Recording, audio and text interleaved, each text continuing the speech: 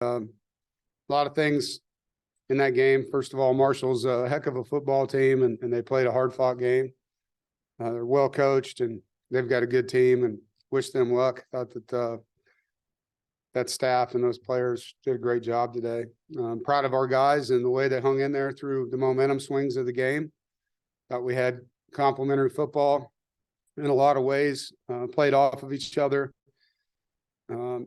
Moments in the game where one side let the other side down, the other side responded, and put the defense in some tough situations with 3 turnovers and responded in most of those and got some turnovers of our own. Some individual performances, obviously 4 touchdown passes from MJ and tarnished with his 3 interceptions, but he gave us the spark we needed, threw some good balls. We got KC 100 yards.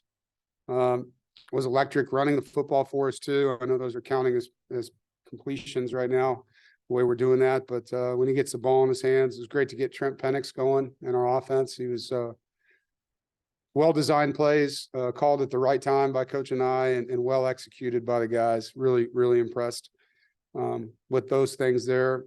Peyton Wilson, 14 tackles. There was some great pass rush in the game. We got in a tough situation there at the first half, with Sean Brown being out with the targeting from last week, and then Boykin goes down, and then Rock Ashford goes down. I mean, we were out of safeties, and thankfully Boykin was able to return. So that was a tough stretch for a while in that first quarter when that happened. So proud of the resiliency of the group, and take a win any way I can get it. Excited about it, and look forward to next week once we get on the film and get better from this one. Questions? Charlie, go ahead. Hey, Coach. It seemed like y'all used kind of like a push pass on offense throughout the game. Was that something you saw more on tape that you could run against Marshall, or something to get kind of MJ going in his first game? Can you repeat the question?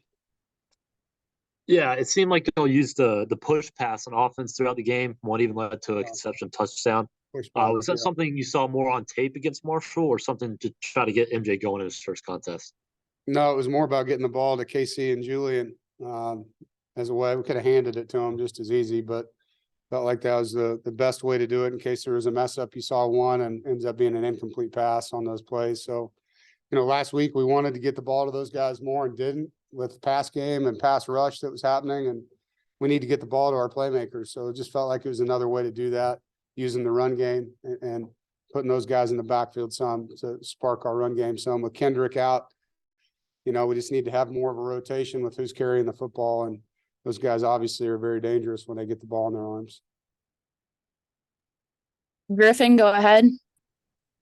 Hey, Coach. How different is it? How different is the game plan with MJ starting instead of Brandon Armstrong? How different is it for us? Just the overall game plan and approach to the. Yeah.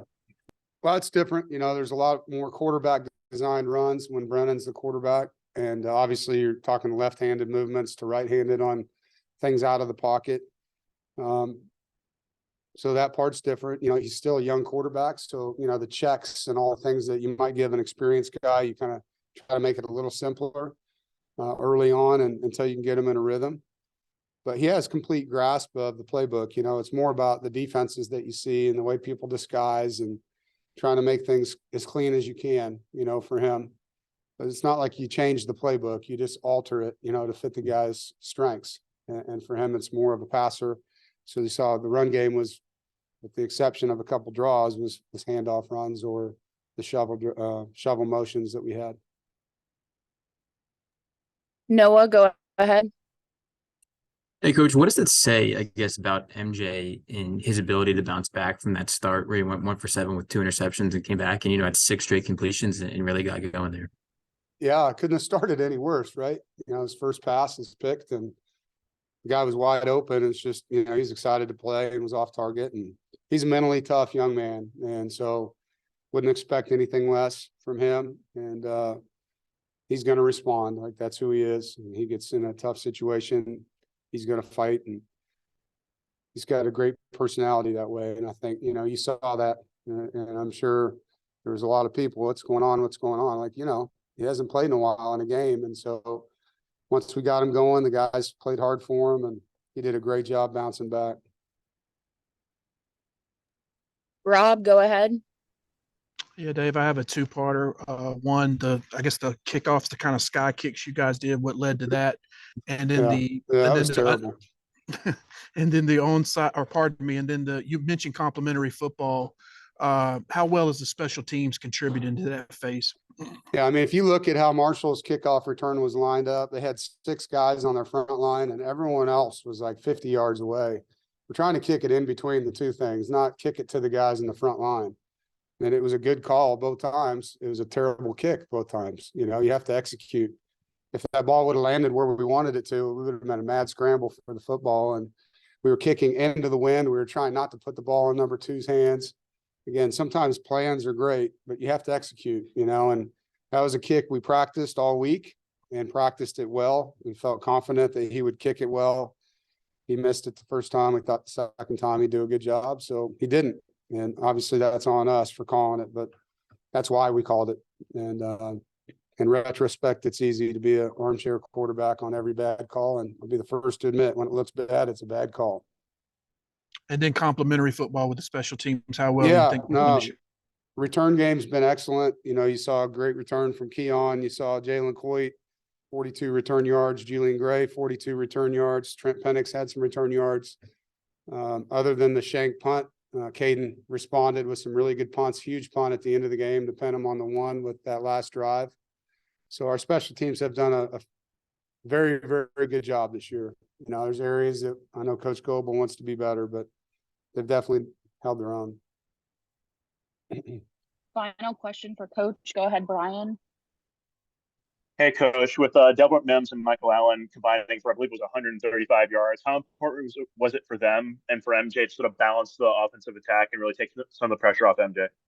Yeah, you know, the run game's quarterback's best friend. You know, if he has to stand back there and throw it with drop back protection all game, it's going to be a hard day. And so keeping the defense in check and being balanced and having a physical run game helps the quarterback in more ways than you know. And there's some plays just mentally to be able to take a break, catch it and hand it to somebody and watch them run with it versus having to read coverage and go through a progression and all the things that go with playing quarterback on a pass play. So we need to be efficient in the run game. And, you know, I feel like those backs really played hard tonight. Proud of him, proud of Michael. It was great to see him finally get to show his burst there in a run. And Delbert has been great for us all year. He's been a great short yardage back and showed that he's got a little bit more than that in him today. So proud of him. And hopefully we'll have Kendrick Raphael back for this next one. Thanks, Coach. Thank you, guys.